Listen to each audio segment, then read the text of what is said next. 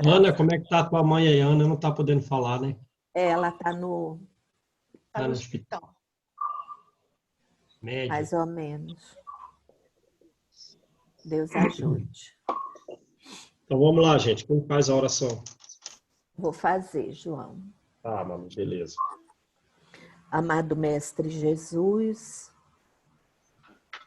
mais uma vez, Senhor, estamos aqui todos reunidos para a leitura do Teu Evangelho, onde pretendemos, Senhor, que se fixe em nossa mente e que coloquemos em prática tudo aquilo que vamos estudar. Pai, gratidão imensa por essa oportunidade de nos reunirmos cada um em sua casa, quando não podemos estar juntos, de nos abraçarmos, de confraternizarmos. Entendemos as razões, mas te pedimos misericórdia. Senhor, fica conosco, nos intuindo, nos clarificando para o estudo de hoje. Pai, olha por todos os nossos irmãos encarnados e desencarnados. Olha também pelos nossos amigos que não puderam hoje estar aqui conosco nesse estudo. Fica conosco, Pai, hoje e sempre. Que assim seja. Graças a Deus.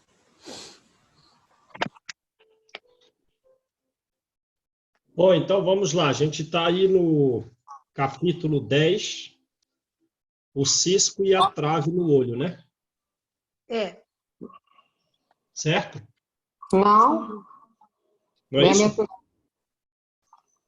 Ué, tô perdida, então. Bem-aventurados os que são misericordiosos.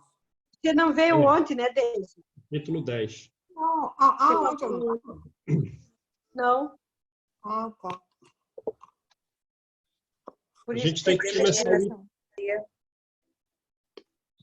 A gente tem que começar o item 9 do capítulo 10, não é isso? É, 9 do capítulo 10. Está marcadinho. É, o cisco e a trave no olho. Isso. Tá bom. Então vamos lá. Vou desligar, tá? Ah, pode desligar. Todo mundo preparado aí? Acharam, então? Tá, beleza. Então vamos lá.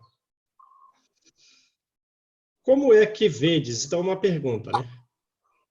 Como é que vedes um cisco no olho do vosso irmão e não conseguis ver a trave no vosso olho?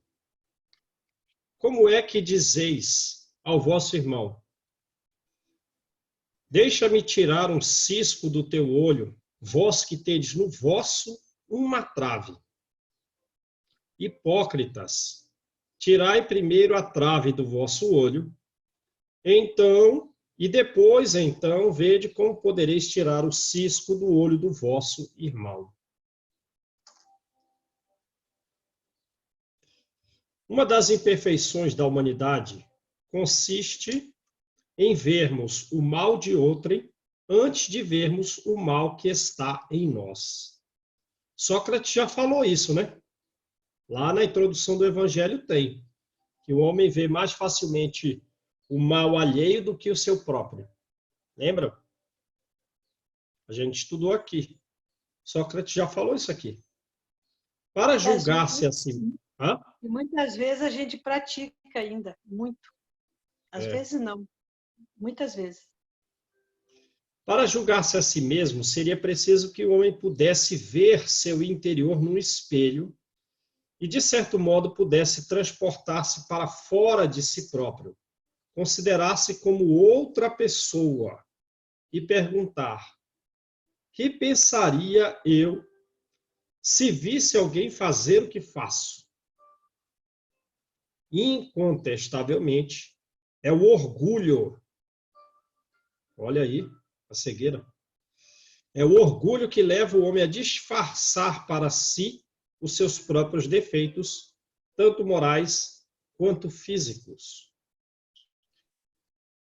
Essa imperfeição é essencialmente contrária à caridade, porque a verdadeira caridade é modesta, é simples, é indulgente. Quer dizer, olha com bons olhos, né? É indulgente, é tolerante, é complacente, é inclinada ao perdão dos erros alheios, né? Caridade orgulhosa é um contrassenso, visto que esses dois sentimentos se neutralizam um ao outro. Com efeito, como poderá um homem bastante presunçoso para acreditar na importância da sua personalidade e na supremacia das qualidades, ter ao mesmo tempo abnegação bastante para fazer ressaltar em outrem o bem que o eclipsaria, em vez do mal que o exaltaria? Entenderam? Quer que eu repita essa parte? Ou não precisa? Com efeito, como poderá um homem bastante presunçoso para acreditar na importância da sua personalidade e na supremacia das suas qualidades, ter ao mesmo tempo abnegação bastante para fazer ressaltar em outrem o bem que o eclipsaria e em vez do mal que o exaltaria? Quer dizer, exaltar o que os outros têm de bom. Exaltar o que os outros têm de bom, então ele próprio que está exaltando o que os outros têm de bom, ele fica eclipsado, ele fica apagado. E isso é fruto da abnegação. Mas o orgulhoso não tem abnegação a esse ponto. Ele quer do outro ressaltar o mal para que ele, o observador e aquele que, digamos assim, está expondo, se exalte. Deu para entender, né? Sim, deu. Se o orgulho é fonte de muitos vícios, é também a negação de muitas virtudes. Ele se encontra na base e como causa geradora de quase todas as ações humanas. Foi por isso que Jesus se empenhou tanto em combatê-lo como principal obstáculo ao progresso. Beleza, gente? Uhum. Hahnemann já tinha falado isso aqui atrás, né? Quando a gente leu o capítulo 9. Ele falou que o orgulho, digamos, está mesclado na base de todas as nossas imperfeições, né? Sim. Beleza? Outro item. Não julgueis, para não ser de julgados. Aquele que estiver sem pecado, atire a primeira pedra. E aí, quem está com pedra aí? Não. Não. Eu já deixei as minhas de lado aqui. Então, bora lá. Não julgueis, a fim de não ser de julgados, porque sereis julgados conforme houverdes julgado os outros. Quer dizer, você, com a sua própria consciência, vai se autocondenar, né? É. Além das influências espirituais inferiores no mesmo sentido. Mas com a rigorosidade que o nosso pensamento exige alguma coisa dos outros, a gente vai fazer conosco mesmo. E entrar numa faixa vibratória de alguém que raciocina dessa mesma forma. Empregar-se-á convosco a mesma medida de que vos tenhais servido para com os outros. Então os escribas e os fariseus lhe trouxeram uma mulher que fora apanhada em adultério, e pondo-a de pé no meio do povo, disseram ao mestre: Mestre, esta mulher acaba de ser surpreendida em adultério. Não, esse não é o tom deles, né? Não. Não é. Primeira coisa, imagina a vergonha que ela está passando, né? Aí eles vêm com o ar de maledicência e algum grau de raiva, de ódio, né? Mestre. Então, é um mestre, assim, até meio, né? Meio, assim, de ironia. Esta mulher... Maledicente, né? É uma coisa maledicente, né? Que vem para Maledicente. causar vergonha mesmo. Vem para causar vergonha nela e vem para botar uma pegadinha para derrubar Jesus. Sim. Então, eles vêm de forma ardilosa, com a intenção de derrubá-lo. Mestre, essa mulher acaba de ser surpreendida em adultério. Ora, Moisés, pela lei, ordena que se lapidem as adúlteras. Qual a tua opinião sobre isso? Aí já fica um ar de risadinha no interior, né? Assim diziam para o tentar e terem de que o acusar. Então daí era para acusá-lo e levá-lo à morte. Jesus, porém, abaixando-se, pôs-se a escrever na terra com o dedo. Como continuassem a interrogá-lo, quer dizer, eles ficaram repetindo, né? Qual é a tua opinião? Ela adulterou. Moisés diz para a gente apedrejar. Qual a tua opinião? E aí, você não vai responder? Qual a tua opinião? Continuaram a interrogá-lo. Ele se levantou e disse. Essa voz aqui não dá para imitar, né? Mas tem um ar de força sem ser agressivo nessa fala. Mas não é como ele está dizendo as bem-aventuranças, tem um grau menor de amor. Mas, ô, João, uma coisa que se nota com relação a isso é que trouxeram a mulher e cadê o homem? Porque ela não fez sozinha. É. Quer dizer, só lapidavam a mulher, o homem não? Não dá, né? Pois é. É. O homem era tido assim, não, o homem não pratica adultério, né? Isso é só crime para a mulher? O homem está fora? É um machismo desde sempre. É, o machismo. Porque lembra que nesse tempo aqui, as mulheres elas não são nem contadas no censo, né? Uma mulher valia menos do que um animal de carga. A Amélia Rodrigues fala isso nos livros. As mulheres e as crianças valiam menos que um animal de carga. E, naturalmente, os homens que, digamos, não tinham força de trabalho. Jesus. É. Não vê? A mulher dos... Quem é essa pessoa? É a mulher do Zebedeu. Essa daí é a mãe dos filhos de Zebedeu. Quer dizer, né? Ela não tinha filho. Ela serviu para gerar os filhos do Zebedeu. Aí não tem condição, né? Em seguida, abaixando-se de novo, continuou a escrever no chão. Eu não li a frase, né? Ou eu li?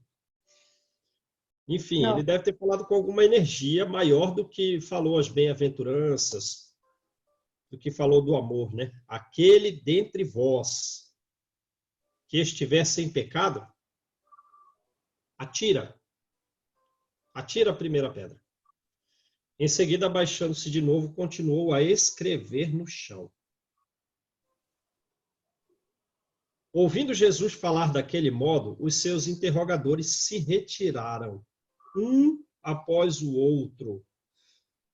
Quer dizer, já se via que a ficha caiu em graus, em momentos diferentes, a denotar que cada um tem o seu momento de despertar, né? E ainda que os mais idosos é que têm condição melhor de perdoar, né? Afastando-se primeiro os velhos. E ficou Jesus a sós com a mulher, colocada no meio da praça. Então, levantando-se, perguntou-lhe Jesus.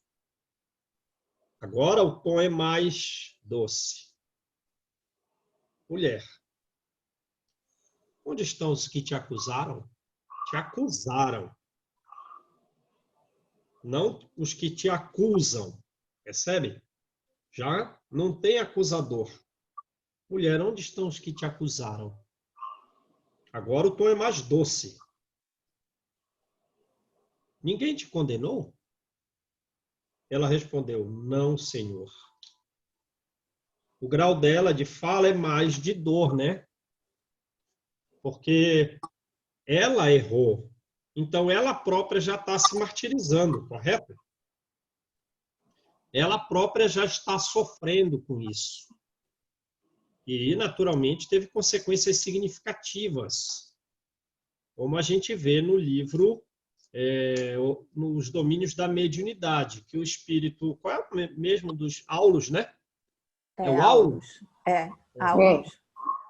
Nos domínios da mediunidade, diz para aquela senhora que o marido está traindo ela, que quais vão ser as consequências para as filhas, para ela própria, para a mãe que está na iminência da morte, né?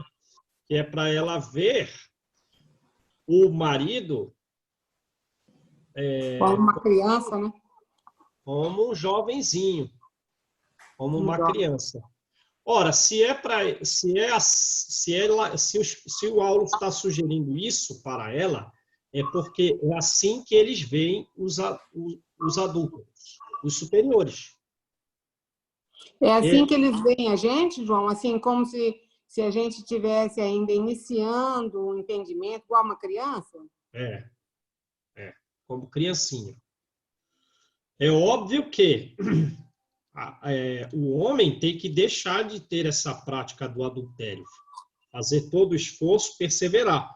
Porque a mensagem de João Evangelista no capítulo anterior é que, assim como Jesus esperava que os homens o seguissem como crianças, quer dizer, com a confiança que as crianças têm, deixassem que Jesus possa conduzi-los aos homens, ele vem falar que o espiritismo também é um condutor que vai atrair. Só que agora João fala assim, crianças e homens de bem. É a mesma fala que Abigail diz a Paulo. Porque Paulo diz assim, mas esse Jesus só veio para os pobres? Só veio para os que são pequenos? E os homens da raça? E os homens que fazem o bem? Aí ela vai dizer, os homens de boa vontade têm que trabalhar. É a mesma mensagem que João dá, Abigail já falou aquilo no ano 35, sei lá, 37. Percebe a evolução de Abigail? Porque João vem aqui em 1800 e alguma coisa e fala o que ela disse. E vai dizer, não, o espiritismo também vai atrair criancinhas e homens de bem. Ora, os homens de bem têm que fazer o bem, trabalhar, de forma que não sigamos mais a Jesus de forma maquinal, mas entendendo a razão, digamos, seguindo inteligentemente, conhecendo as explicações, os detalhes, as conclusões, os defeitos de todas as parábolas de Jesus e transformando erros em acertos. Então é isso. Tem que transformar esse erro em acerto. Não pode... Tem que lutar, né? Então ninguém te condenou? Aí ela diz, não, Senhor. Imagina a palavra de dor que ela diz, né? Não, Senhor. Disse-lhe Jesus também, eu não te condenarei. Então, eles não estão condenando pelo adultério. Porque, na verdade, a gente que pratica o adultério já está condenado pela nossa própria consciência. Certo? Quando a gente faz algum mal, a nossa própria consciência já... Eu não te condenarei. Vai. E não peques mais. Vai e não erra mais. Atire-lhe a primeira pedra aquele que estiver sem pecado, disse Jesus. esta sentença faz da indulgência um dever, quer dizer, faz do perdão, faz da tolerância, faz da complacência para com o erro alheio um dever, pois não há quem dela não necessite para si mesmo. Ora, quem é que não necessita do perdão do outro? Quem é que não necessita da indulgência? Concordam? Todos nós necessitamos da indulgência. Então, ninguém tem direito de atirar pedra. Concordam? Sim.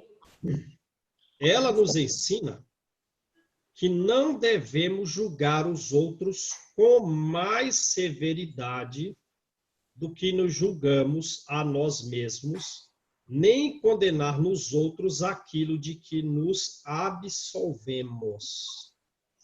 Quando é o outro, eu condeno. Quando sou eu praticando o mesmo erro, eu me absolvo. Para o outro, eu faço um julgamento severo. Para mim mesmo, eu dou uma justificativa. Entendi. Não dá, né? Não.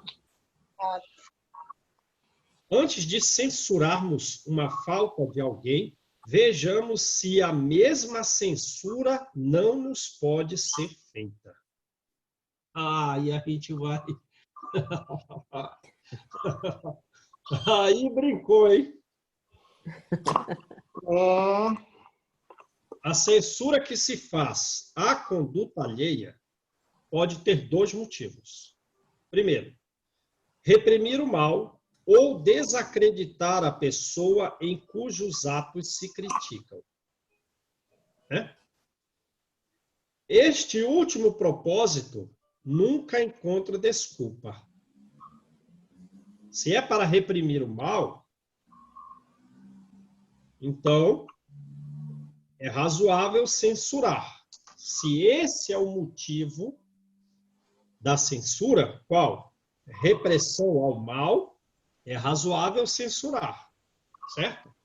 Uhum. Sim. Jesus falou, né? Hipócritas. Nessa passagem de alguém que tem uma trave no olho, falando do cisco do olho alheio. Ou daquela passagem, lembra do capítulo anterior? Em que os fariseus falavam que eles não seguiam a tradição porque não lavavam as mãos antes das refeições, mas eles faziam coisas piores. O que eles faziam? Alguém que injuriasse seu pai ou sua mãe, mas se desse recursos ao templo, estava livre. Então, a censura, quando tem a finalidade de repressão ao mal, Jesus a utilizou. Mas para desacreditar a pessoa, não.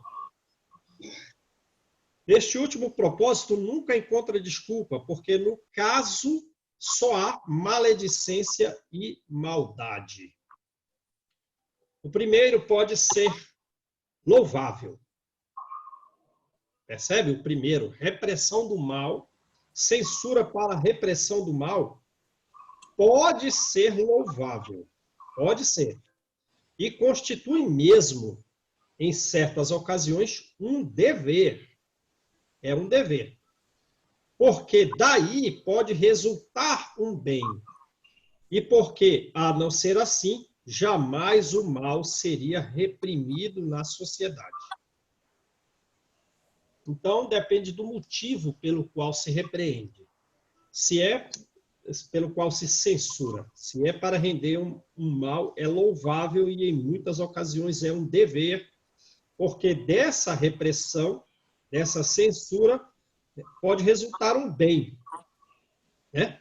E a própria pessoa má fica reprimida, não fazendo mal à própria sociedade, e ela pode refletir, se afastar do orgulho, refletir e verificar os erros em que está cometendo, certo? Agora, se é só para desacreditar a pessoa, aí não. Aliás, não compete ao homem auxiliar o progresso do seu semelhante? Não deve, pois, ser tomado no sentido absoluto esse princípio. Não julgueis se não quiserdes ser julgados. Talvez mesmo esse ensino não é para, digamos assim, tomá-lo em caráter absoluto. Porque a letra mata e o espírito vivifica. Né? Ora, o próprio Jesus, o próprio mestre, ele falou, né? Hipócritas, nos casos que a gente já narrou aí. Uhum. Então, quando era uma censura para a repressão do mal, a gente tem que fazer, é um dever, disso resulta um bem. A própria pessoa se educa e a sociedade fica menos sujeita a maldades alheias. Beleza? Beleza. Jesus não podia proibir que se censurasse o mal. Ele não proibiu. Ele mesmo fez isso, uma vez que ele próprio nos deu exemplo, tendo feito em termos enérgicos. Percebe? O Allan Kardec, provavelmente muito mais do que nós, percebe muito bem quais são as energias de voz de Jesus, quando é que ele está mais doce, quando é que ele está mais enérgico. Quis, porém, dizer que a autoridade para censurar, então, não julgueis para não serdes julgados, e é inclusive com a severidade com que nós julgamos os outros. Esse ditado não significa que nós não devemos repreender o mal quando há o mal. Às vezes é um dever, né? Auxilia a própria pessoa que está errando e faz o bem aos outros que sofreriam com aquilo. Então, o que ele quer dizer com não julgueis para não ser julgados? Ele quer dizer isso aqui, ó. Quis, porém, dizer que a autoridade para censurar está na razão direta da autoridade moral daquele que censura.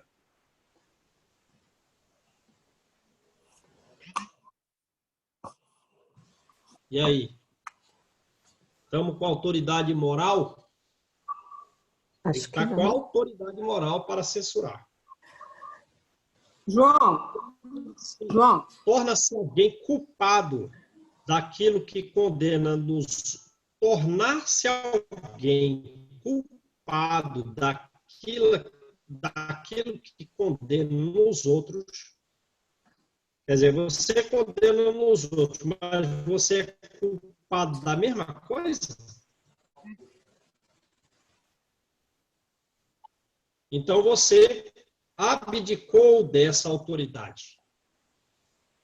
Então você privou-se do direito à repressão. Entenderam? Entenderam? Entendeu aí, Stefânia, Malu? Alô? Sim, eu não estou mais vendo. Eu entendi. estou tentando ver vocês, não estou mais vendo. Entendi, João. Ué, só Você tô vendo eu sumiu. mesmo? Acho que deu uma travada. Oi, tô te Malu, você está ouvindo. me vendo, ouvindo?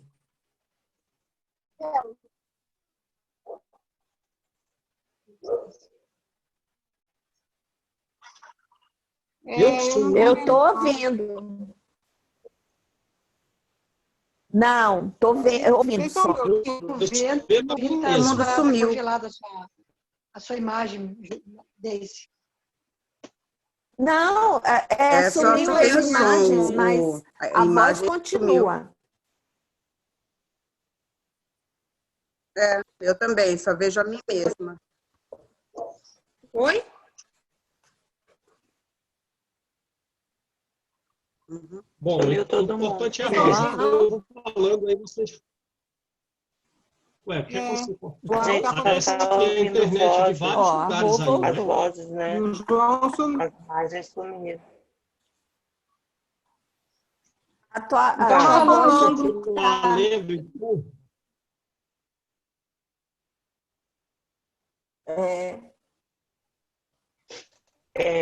Então, o João continua falando, né?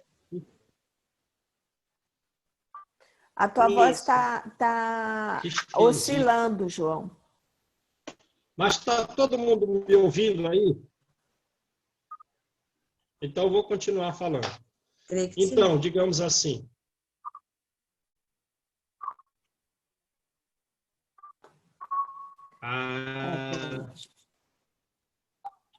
E aí? Agora sim. Sim, eu tô.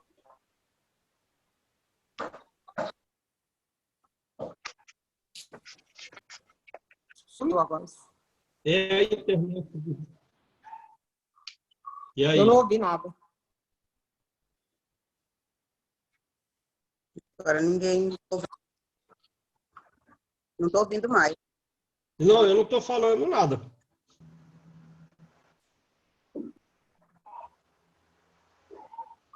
Eu também não estou falando. Você está me ouvindo, Rô? Tá. Não voltou todo mundo, não. Alô? Agora estou. Eu estou ouvindo, João. Então eu continuo lendo. Quem está Oi, me tô te ouvindo? ouvindo. Malu, tá me Eu ouvindo? tô ouvindo bem, João. Eu também. Ana, está ouvindo? Está voltando. Ah, então eu vou continuar falando. Um de cada vez. Desculpado. Todo mundo Quer dizer, tá. A Ana também tá. tá. Tornar-se... Tá, então vamos lá. Tornar-se alguém, quer dizer, a pessoa não era, mas ela se tornou culpada daquilo que estava condenando os outros. Então ela abdicou da autoridade de ensinar. Então ela se privou do direito de repreender. Entenderam bem essa parte? Aham. Agora voltou Ela todo mundo. caiu. Ela caiu naquilo que ela repreendia João. aos outros, então não tem mais direito, não tem autoridade. João, você está me ouvindo? Está me ouvindo? João, Todo mundo está te ouvindo e vendo. Pode falar, João, Deise. eu tenho uma dúvida. Eu tenho uma dúvida aqui. Sim, pode falar. Quando Jesus repreendeu as pessoas por quererem lapidar essa mulher, eu não consigo entender aqueles homens aceitando isso, assim, a não ser que seja pela energia de Jesus, que é a autoridade moral que você está falando aqui. Porque até hoje, lá naquela região, eles são muito insensíveis. Eles não... Se você chegar e falar para eles assim, nossa, vai lapidar, matar uma pessoa a pedra, porque ela... Para eles isso é natural até hoje. E aí eu fico pensando, naquela época Jesus falou e eles largaram as pedras e foram embora. Era a autoridade moral de Jesus, né? Autoridade moral. Eu acredito que a entonação da voz com que Jesus falou, né, que quem não tiver pecado nenhum, atire a primeira pedra. Eu acredito que quando ele fez a entonação de voz dele, a forma com que ele falou, fez com que eles recuassem, porque todos estavam ali em pecado. Não era só a mulher, tá? Todos estavam. Então, isso sempre foi uma dúvida para mim. Foi mais profundo ainda. Pois é, Qual é eu aquele acho que livro de André Luiz? É aquele livro de André Luiz. Eu acho que é o livro... Meu Deus. Qual é aquele livro do André Luiz que tem a Lola e aquelas questões relativas ao adultério de várias pessoas? É o Entre a Terra e o Céu? Entre a Terra e o Céu. No livro Entre a Terra e o Céu, o que eles fazem? Principalmente à noite conosco. Eles nos fazem uma regressão mental para exatamente daquele ponto do conflito e que aconteceu entre os espíritos, de forma que eles possam dialogar sobre o conflito e assim aliviar suas cargas sentimentais e levar a vida atual, que é a nova oportunidade, com, digamos assim, uma condição melhor para cada um se perdoar, né? Para cada um perdoar o outro, enfim, para a relação social efetivamente progredir. Então, o que Jesus provavelmente fez ali foi exatamente isso. Ele fez cada um recordar dos seus equívocos. Ele fez aquela operação mental que foi o que Antônio Olímpio passou para relatar o seu próprio crime no livro Ação e Reação. Entendi. Lembra do Olímpio? Então, Jesus Lembro. fez isso aqui com todos os que queriam lapidar. Então, a pessoa veio à tona na cabeça dela, pum, os erros praticados ou o erro mais grave. Então, eu acho assim, que só Jesus conseguiria isso naquele momento. Se fosse outra pessoa sem essa autoridade moral, não é o que ele falou, mas como ele falou, a energia, o que ele fez, é que conseguiu, porque essa sociedade ainda é muito dura. Até hoje, a gente... Muito dura. Só tira o só, porque vários espíritos poderiam fazer aquilo. Ah, é verdade, né? Vários espíritos. E talvez essa tenha sido alguma das primeiras vezes, porque Jesus vem para dar uma lição ao mundo, porém só não ao mundo físico. Ele vem dar uma lição principalmente de como o mundo espiritual, os espíritos, digamos assim, que têm alguma condição, que estão se tornando aptos a auxiliar o homem, ele vem dar ensino de como nos conduzir, de como nos auxiliar e servir. Porque essa é a função do superior, servir a nós. Então, eles vêm, quer dizer, nos conduzir ao bem.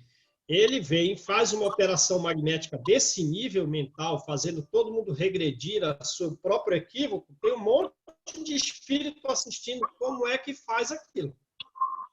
Porque eles vão ter que repetir aqueles processos, aquele processo que é o processo de auxílio, em vários lugares ao longo da história do homem. Porque a gente carrega realmente no nosso inconsciente tudo que é errado. A gente errou em tudo. A gente errou em adultério, a gente errou em orgulho, a gente errou em egoísmo, errou em ganância, errou em luxúria, errou em tudo. Então, eles vão nos conduzir, ele está explicando para esses espíritos como é que faz isso, quando faz, por que faz, qual a finalidade, enfim. Beleza? Beleza. E nosso erro maior. Porque ele deve ter falado ali, olha, vocês todos aqui já cometeram adultério.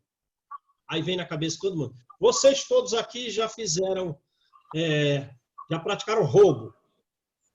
Vocês todos aqui têm um grau de ganância infinito. Entendeu? Botou tudo às claras, na mente de cada um. Então, a pessoa, eu não vou atirar pedra, porque senão eu também tenho que me apedrejar. Eu não vou tirar a pedra porque essa pessoa nem chegou a cometer o adultério. Ela ia, mas não fez. Chegou perto, mas não foi. Enquanto eu cometi isso, cometi aquilo outro. Então, se eu vou jogar uma pedrinha nela, eu tenho que derrubar em mim 1 tonelada. Então, eu não vou. É a questão do cisco e da trave. Entenderam? Então, é aí. A consciência íntima, além disso, nega respeito e submissão voluntária àquele que, investido de um poder qualquer, viola as leis e os princípios que está encarregado de aplicar. Deu para entender a coisa? Intimamente, a pessoa que está sendo repreendida por alguém que é culpado na mesma coisa, intimamente ela nega respeito. Intimamente ela nega submissão. A outra se investiu de um poder sem qualidade. E ela viola as leis, viola os princípios. Entendeu? Que eles Aos têm olhos que de carregar Deus, de aplicar. aos olhos de Deus, a única autoridade legítima é a que se apoia no exemplo que dá do bem. No exemplo. Aí, João, a gente volta naquela situação, né? Por exemplo, uma reunião mediúnica, o dialogador. Se ele não sabe perdoar, não está tentando, né? Que ninguém sabe ninguém ainda está... Aqui todos nós estamos em aprendizado, mas se ele não está pondo esforço nisso, e aí ele vai conversar, dialogar com o Espírito e falar, olha, você tem que perdoar. Essa autoridade moral não vai existir. E o Espírito vai perceber. Não vai ser tocado. Não vai. Então, é difícil, né? Difícil. É o que igualmente ressalta das palavras de Jesus. Beleza? Então, não julgueis se não quiserdes ser julgados, não pode ser tomado ao pé da letra.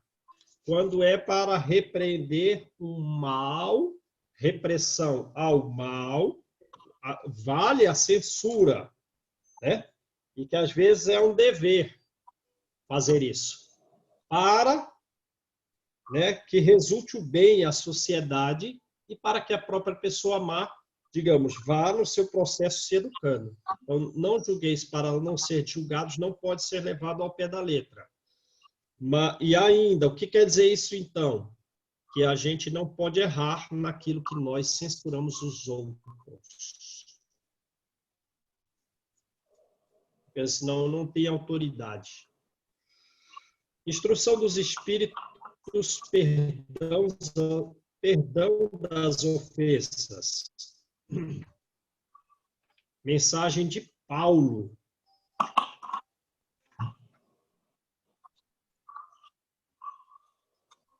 Ele deu duas mensagens, né? O item 14 e o item 15. É isso que está no livro de vocês aí? Não é Simeão? Simeão. O primeiro é Simeão. Né? É Simeão. A outra é de Paulo. Simeão, a outra Simeão que é de depois Paulo. Paulo. Verdade. Então, vamos lá. Quantas vezes perdoarei a meu irmão? Perdoar-lhes-ei, não 7, mas 70 vezes 7 vezes. Eis um dos ensinos de Jesus que devem tocar a vossa inteligência e falar mais alto ao coração. Eis um dos ensinos, um desses ensinos, que devem tocar a vossa inteligência e falar mais alto ao coração, beleza? Então, o ensino do perdão é um dos ensinos mais relevantes, certo? Comparai essas palavras de misericórdia com a oração tão simples, tão resumida e tão grande em suas aspirações, que Jesus ensinou a seus discípulos, e encontrareis sempre o mesmo pensamento. Beleza?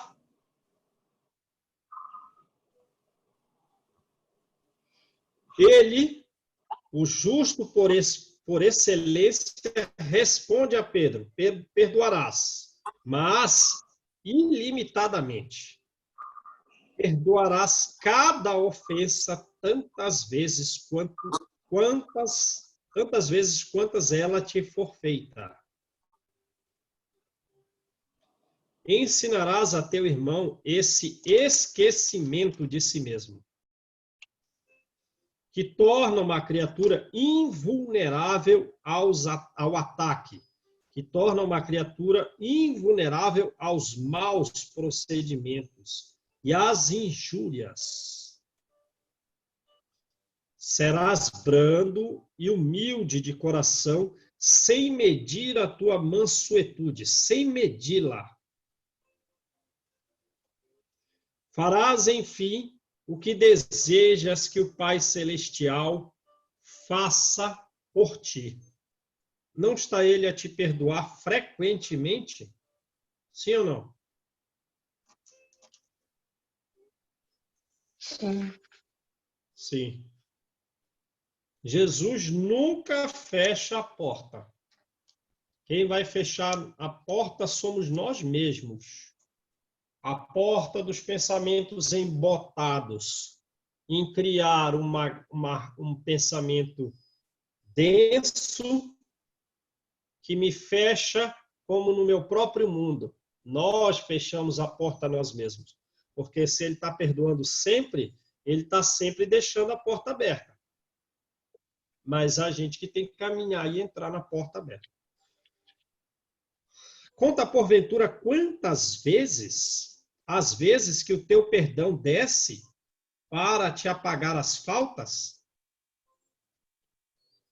Ou ninguém está enxergando suas faltas aí?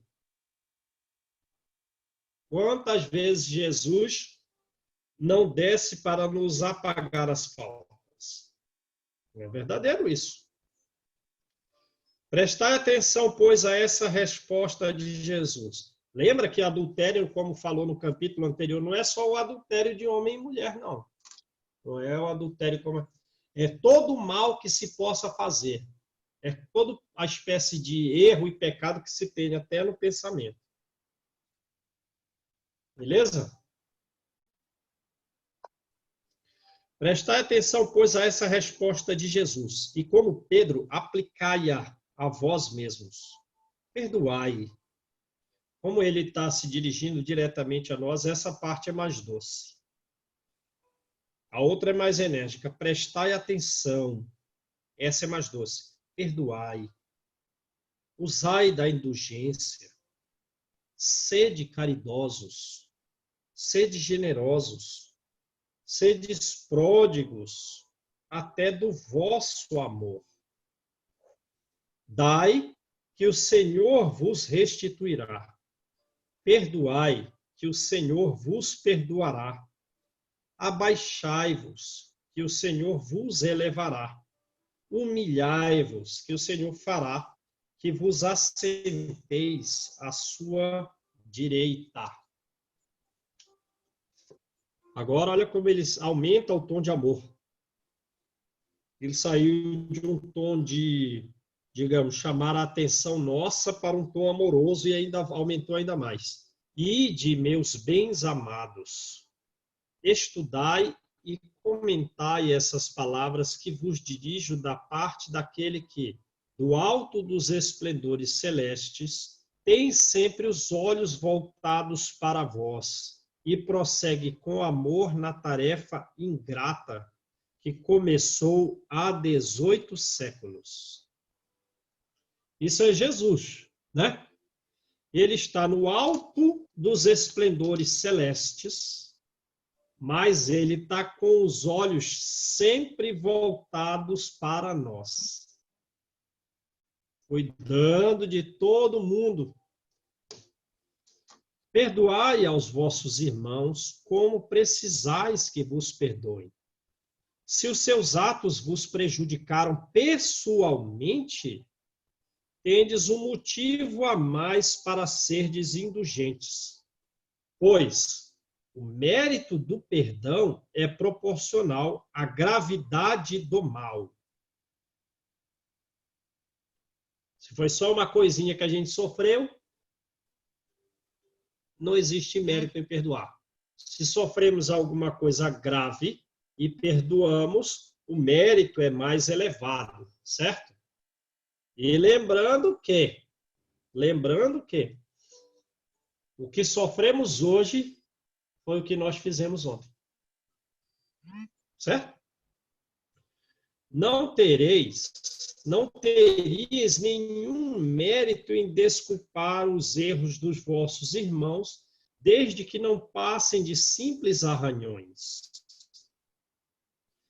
Espíritas, jamais vos esqueçais de que, tanto por palavras como por atos, o perdão das injúrias não deve ser um termo vão. Já que vos dizeis espíritas, sede-o. Então a gente se diz espírita, né? A gente se diz espírita, mas o critério é aquele de Paulo, né? Qual é o critério? Somos fiéis a Jesus? Estamos atentos a tudo aquilo que devemos realizar? E 3, damos efetivo testemunho de que estamos transformados? Ou estamos rateando no erro? Esquecei o mal que vos hajam feito, e não penseis senão numa coisa, no bem que podeis fazer. Não penseis senão numa coisa. Não penseis senão numa coisa, no bem que podeis fazer. Ora, se você então está pensando no mal que a outra pessoa, se alguém está pensando no mal que recebeu de outra pessoa, está errado. Certo? Ah, mas essa pessoa me fez isso, me fez aquilo. O que ele está dizendo aqui? Esquece isso. E não penseis senão no bem que você ainda não fez, mas que você pode fazer. A nossa cabeça tem que estar voltada para o futuro. O que é que eu posso fazer de bem agora, daqui a pouco? Entenderam? Ah, mas eu estou lembrando do erro que eu mesmo cometi ou do erro que alguém cometeu comigo lá atrás. Está perdendo tempo. Perda de tempo. Improdutivo. Improdutivo total. Olhar para frente, o bem que eu posso fazer. Aquele que enveredou por esse caminho não tem que se afastar daí. Não pode se afastar mentalmente dessa ideia. Qual é o bem que eu posso fazer? Qual é o bem que eu ainda não fiz e posso fazer? Não pode se afastar daí. Ainda que por pensamento. Pois sois responsáveis pelos vossos pensamentos que Deus conhece. Fazeis, portanto, que eles sejam desprovidos de todo sentimento de rancor. Ora, então, o rancor está vinculado ao que eu sofri dos outros no passado. E, naturalmente, nessa vida, né? O que eu sofri alguns dias atrás, alguns anos atrás, o que eu sofri dos outros. Esse é o pensamento que traz rancor. Mas esse é o pensamento do estacionamento. Ou do erro que nós cometemos. Não temos que nos afastar nem em pensamento do bem ainda não feito e que podemos realizar. Deus sabe o que permanece no fundo do coração de cada um. Feliz, pois, daquele que pode todas as noites adormecer dizendo: nada tenho contra o meu próximo. Mas aquele que vai dormir e está relembrando do erro alheio que lhe feriu, para onde ele vai? Vai para um estudo de mediunidade? Vai para uma colônia espiritual superior? Vai fazer algum trabalho no bem? Não, não está em condição. Está no atrito. Está no processo obsessivo, por não ter esquecido o que recebeu do outro e com esse sentimento de rancor quer resolver uma briga com outra briga. Não dá, né? Vamos mais à mensagem de Paulo ou tem alguém que precisa sair?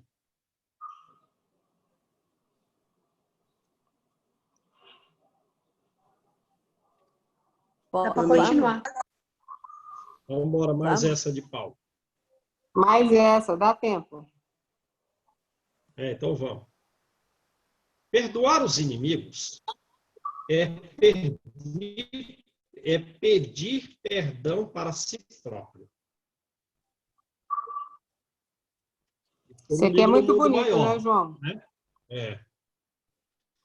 Isso tem no livro No Mundo Maior, em que se eu não estou perdoando o que sofri de outra pessoa, essa energia de rancor está em mim.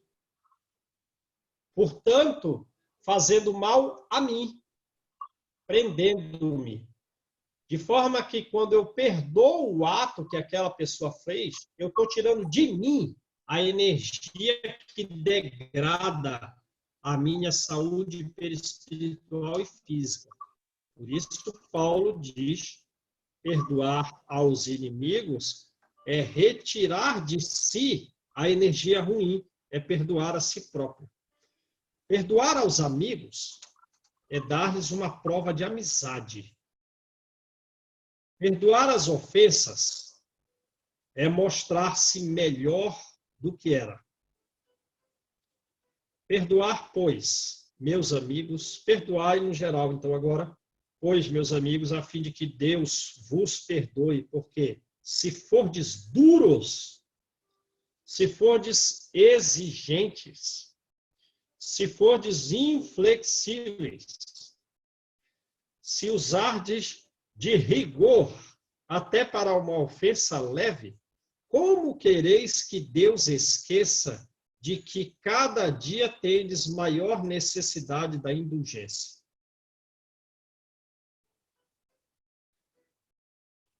E Paulo é o que pode falar sobre isso, certo? Porque ele saiu desse estado de dureza, de inflexibilidade, para o extremo oposto. Então, é disso aqui que ele está apto a falar. Se fordes duros, exigentes, inflexíveis, se usardes de rigor até para uma ofensa leve, como quereis que Deus esqueça de que cada dia tendes maior necessidade da indulgência? Oh! Ai daquele que diz, nunca perdoarei.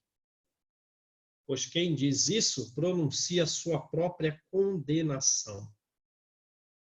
Quem sabe, aliás, se descendo ao fundo de vós mesmos, não reconhecereis que fostes o agressor. Quem sabe, se na luta que começa com uma alfinetada e acaba por uma ruptura, não foste vós quem desferiu o primeiro golpe. Se não vos escapou alguma palavra injuriosa, se não procedeste com toda a moderação necessária. Então, não é só uma palavra injuriosa. Você foi moderado, mas não o suficiente? Não teve toda a moderação que era necessária. Teve alguma moderação, mas não a necessária. Sem dúvida, o vosso adversário está errado ao se mostrar excessivamente suscetível. Essa, porém, é mais uma razão para serdes indulgentes e para não vos tornardes merecedores da censura que lhe lançastes. Ah, essa pessoa está muito suscetível. Aí você vê a frase que a pessoa... Não, essa pessoa está muito suscetível. Aí ela diz assim, não, mas essa pessoa está muito suscetível. Só pela energia da expressão, a energia da voz, você vê que ela também está. Admitamos que, em cada circunstância, fostes realmente ofendido. Quem dirá que não envenenastes as coisas por meio de represálias? E que não fizestes que degenerasse em querela grave o que facilmente poderia ter caído no esquecimento? A coisa ia ser esquecida, ia ser facilmente esquecida. Aí a gente trouxe aquilo para um conflito grave. Entendeu?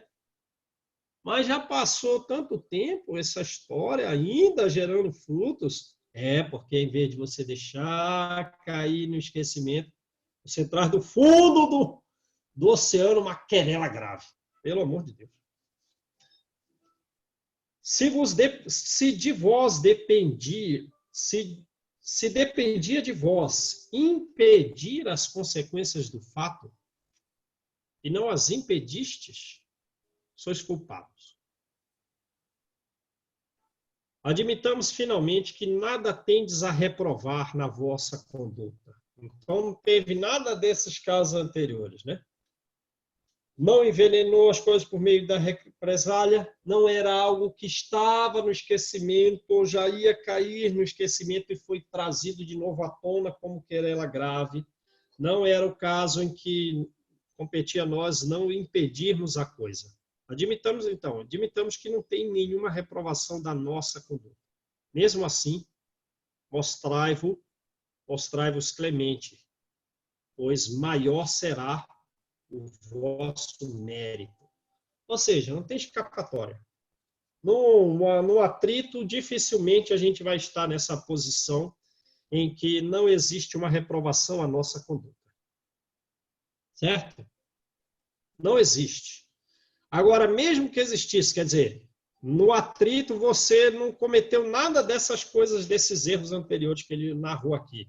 Ora, mostrai-vos mais clemente, pois maior será o vosso mérito. Enfim, na história do perdão não tem justificativa para não perdoar. E a gente não pode perdoar arranhões, porque isso qualquer um faz. Há, porém, duas maneiras bem diferentes de perdoar. O perdão dos lábios e o perdão do coração. Muitas pessoas dizem com referência ao seu adversário: eu lhe perdoo.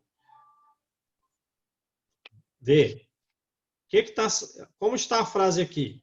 Eu lhe perdoo e não eu te perdoo. Então, muitas pessoas dizem com referência a seu adversário a outros ouvintes que não são o adversário. Entendeu? Sim. Está falando para outras pessoas a respeito do adversário que está longe do diálogo.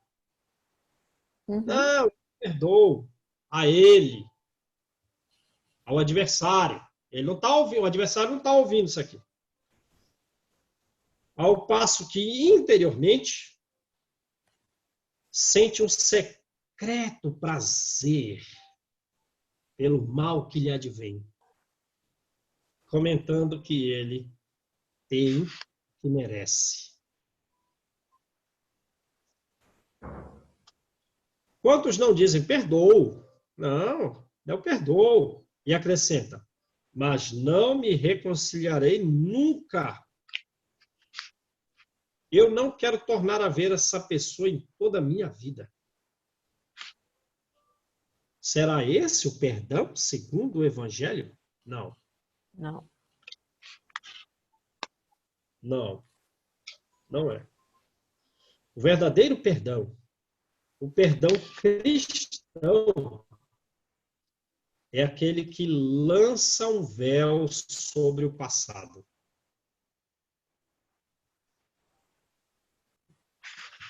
É o único que vos será levado em conta, visto que Deus não se satisfaz com aparências. Deus sonda o fundo dos corações e os mais secretos pensamentos. Ninguém se impõe a Deus por meio de palavras vãs e de simulacros e de falsidade, né? O esquecimento completo, o esquecimento absoluto das ofensas é próprio das grandes almas. O rancor é sempre sinal de baixeza e de inferioridade. Aí ele já vai embora, né? Ele pede para a gente não esquecer. Então já estava partindo. Não vos esqueçais de que o verdadeiro perdão é reconhecido muito mais pelos atos do que pelas palavras. Paulo, o apóstolo. Uma bela lição para pôr em prática um dia. Uma bela lição. Hoje o confessionário vai ser grande. Hoje o dia do confessionário vai ser grande.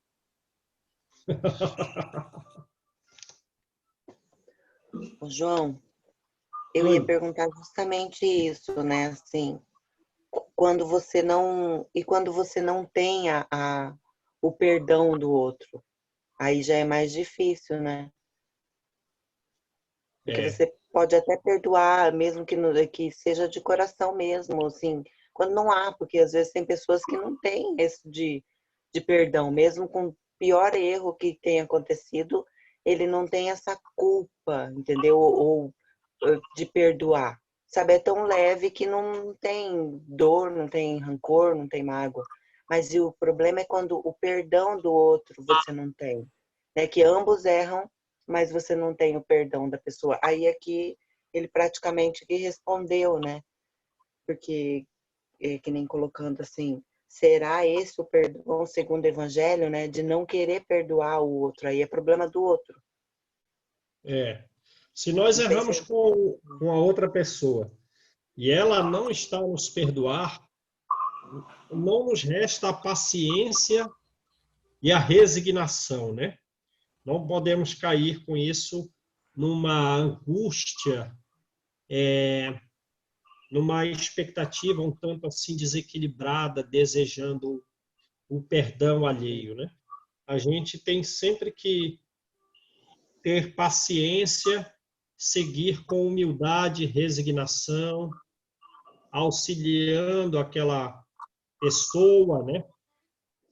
Não pode, às vezes a pessoa vai achar até falsa a nossa conduta, né?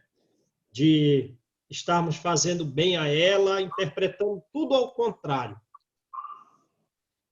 Mas são com essas pessoas que nós nos vinculamos, às vezes no trabalho, às vezes no casamento, às vezes com os próprios filhos já um tanto mais maduros. Esses atritos vão desenvolvendo o nosso intelecto e o nosso sentimento, nos dando paciência, resignação, tudo ao seu tempo. Né?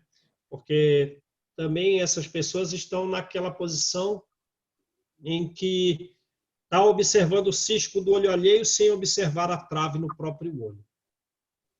Mas mesmo assim nós não podemos fazer exigências, né? Porque é o grau que a pessoa está. E vamos, com essa intolerância deles, aprendendo a nos comportar melhor, a refletir com mais profundidade a respeito da vida, elevando o nível Orar, sentimental. né, João? Orar por ele, né, para que Jesus toque, né? Porque isso pode demorar, né? Isso pode demorar. Isso pode demorar.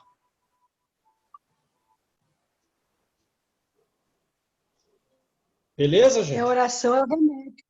A oração é o remédio para acalentar a gente, acalentar e mandar uma energia boa, né, para o outro. Não tem outro jeito, não ser a meditação para ele. Oração. Exatamente. Manda uma energia boa sem esperar a retribuição. Sim, sem esperar. Que pode não ocorrer.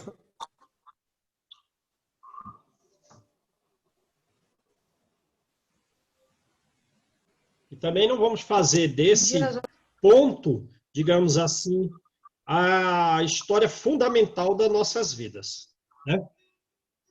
Como disse a mensagem lá do o Simeão, que falou primeiro, né? A gente tem que olhar para o bem que ainda não fizemos e que podemos fazer, e não se afastar disso nem pelo pensamento. Enquanto eu fico pensando no passado, desejando o perdão do outro por erros que eu cometi, eu estou olhando para trás de qualquer forma. Então, vamos com naturalidade, porque não teve ninguém pode atirar pedra em ninguém. Ninguém pode tirar pedra em ninguém. Até o próprio apóstolo Pedro negou Jesus 3 vezes e ele ficou, durante o resto da vida dele, com aquele espinho encravado no coração.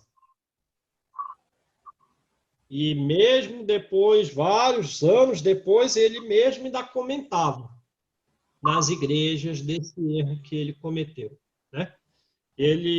Quando Paulo pediu para que ele fosse em Antioquia, Paulo e Barnabé pediram para que ele fosse em Antioquia para falar, porque a igreja de Antioquia havia sido uma das melhores igrejas da história, porque eles eram tão unidos que eram muito frequentes os fenômenos de voz direta. Só que depois que Paulo e Barnabé foram realizar a primeira missão, que eles demoraram mais ou menos uns 4 anos, percorrendo a região da Turquia, outras regiões, a ilha de Chipre, para, digamos, fundar comunidades cristãs. Quando eles voltaram, a igreja de Antioquia está separada. Não tem mais fenômeno de voz direta.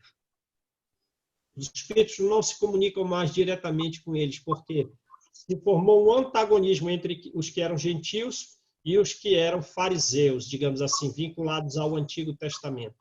E esse grupo aqui, com raiva desse aqui, esse aqui só sofrendo e tal, mas, enfim, perdeu a harmonia. Eles chamam Pedro para falar dessa harmonia, que o gentio não poderia ficar separado.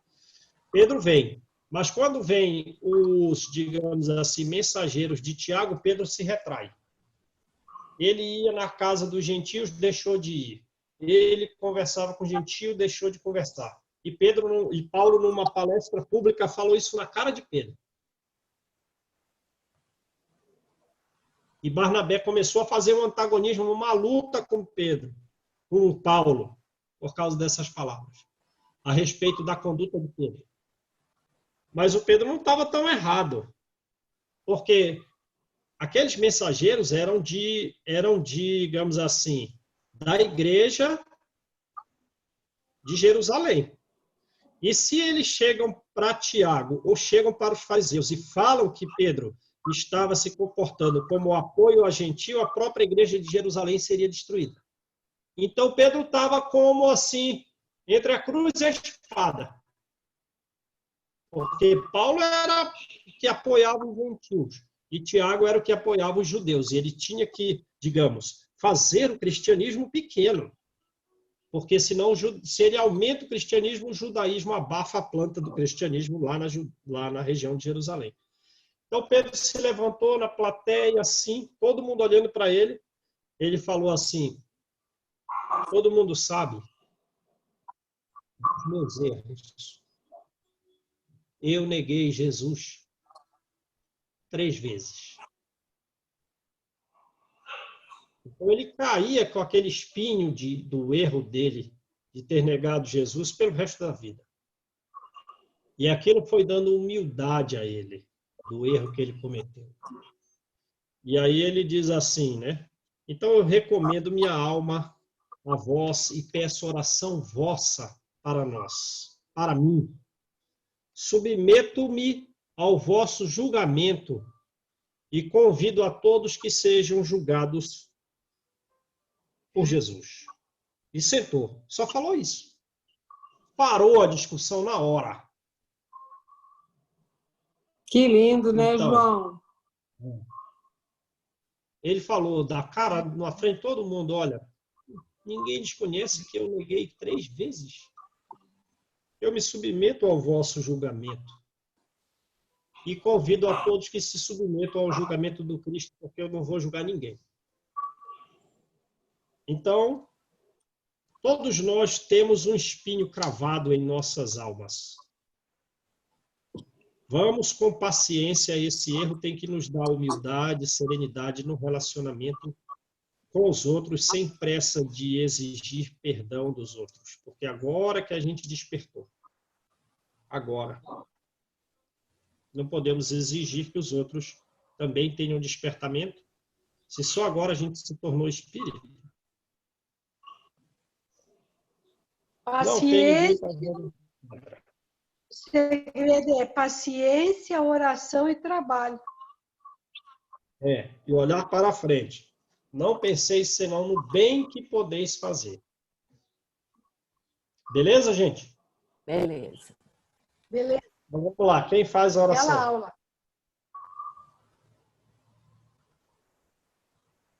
Eise. Eu não posso, não estou em condição agora. Desculpe. Faz você, Scane.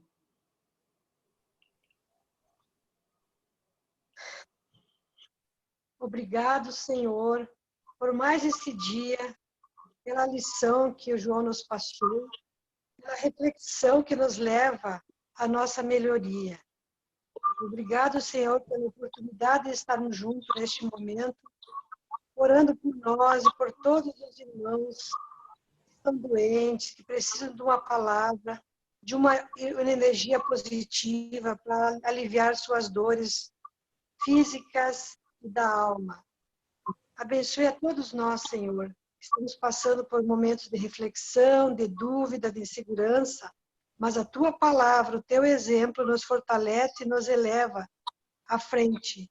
Como diz o ensinamento, não olhar mais atrás, mas sim para frente. Trabalho, paciência, resignação e oração. Ajude-nos a cada dia sermos melhor conosco, com o outro, e agradecer, Senhor, a Tua benevolência conosco, por estarmos aqui ainda na dificuldade, mas na luta.